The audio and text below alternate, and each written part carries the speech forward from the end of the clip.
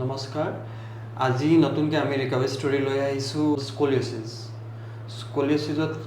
আমি দেখা পাওঁ কি আমাৰ যোন ৰাজহাড় হয়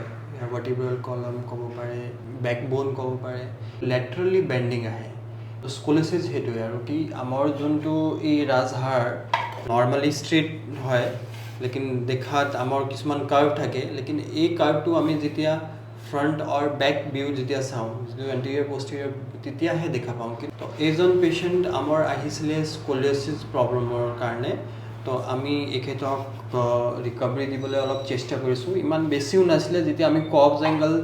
চাইছিলোঁ এখেতৰ তেতিয়া 10 ডিগ্ৰীৰ পৰা 15 ডিগ্ৰীলৈকে তেখেতৰ কৰ্ভছ এংগলছটো ওলাইছে কৰ্ভছ এংগল হ'ল মানে যোনটো আমি ইয়াত নৰ্মেল স্পাইনৰ লগত যিখিনি এংগল থাকে আমাৰ সেইটো মেজাৰমেণ্ট কৰিবলৈ যদি বেছি বেণ্ডিং হয় কি নৰ্মেল স্পাইনতকৈ এংগলছটো কিমান বাঢ়িলে সেইটো আমি মেজাৰ কৰোঁ চিটি স্কেন কৰ্ভছ এংগল দি পেলাই তো তেতিয়া এখেতৰ অলপ কৰ্ভছ এংগল 10 to 15 ডিগ্ৰীত আহিছিলে তো এতিয়া আকৌ আমি চিটি স্কেন কৰোৱা নাই কিন্তু যেতিয়া আমি পালপেট কৰোঁ স্পাইন এখেতৰ স্পাইনটো কৰ্ভছ এংগলটো চাগে কমি গ'ল আহক নিজে পেচেণ্টৰ পৰা ৰিভিউ লওঁ নমস্কাৰ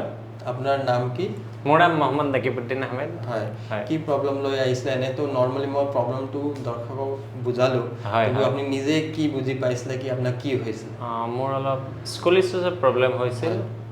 ৰাজহাড়টো অলপ বেণ্ড হৈ গৈছিল আৰু যিটো ৰাইট ছাইড হয় ৰাইট ছাইডে অকণমান আপোনাৰ বাহিৰলৈ ওলোৱাৰ নিচিনা হৈ গৈছিল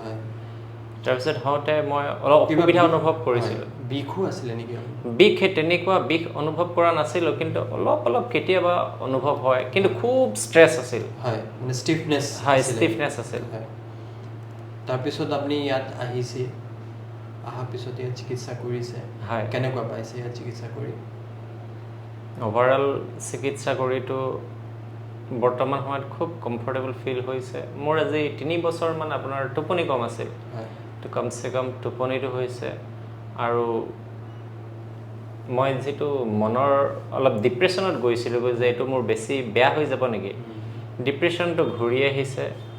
বেলেঞ্চটো অলপ আহাৰ নিচিনা মোৰ অনুমান হৈছে ঠিকেই আছে তো এইটো ফাৰ্ডাৰ এখেতক আমি কিছুমান যোনটো স্পেচিয়েল ষ্ট্ৰেংথনিং এক্সাৰচাইজ হয় আৰু কাৰ্ভ যে বাঢ়ি গৈছে সেইটো কাৰণে কিছুমান আমি এক্সাৰচাইজ আৰু ৰিকমেণ্ডেশ্যন দিছোঁ আৰু তেখেতৰ আমাৰ স্কট মেথড যি যোনটো আমাৰ এই স্কলিঅ'চিছৰ স্কট মেথড খুবেই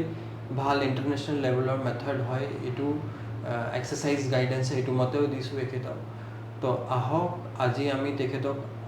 স্পাইনেল এডজাষ্টমেণ্ট অলপ দেখুৱাওঁ আপোনালোকক কেনেকৈ ধৰণে আমি স্পাইনেল এডজাষ্টমেণ্ট কৰিছিলোঁ এখেতক আহক শুই দিবচোন হয়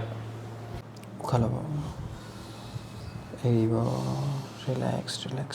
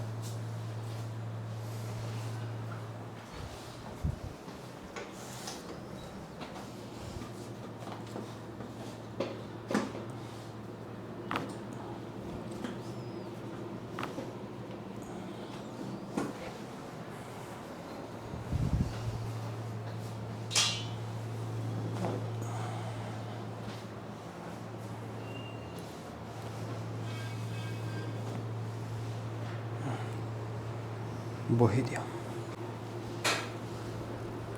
বেণ্ড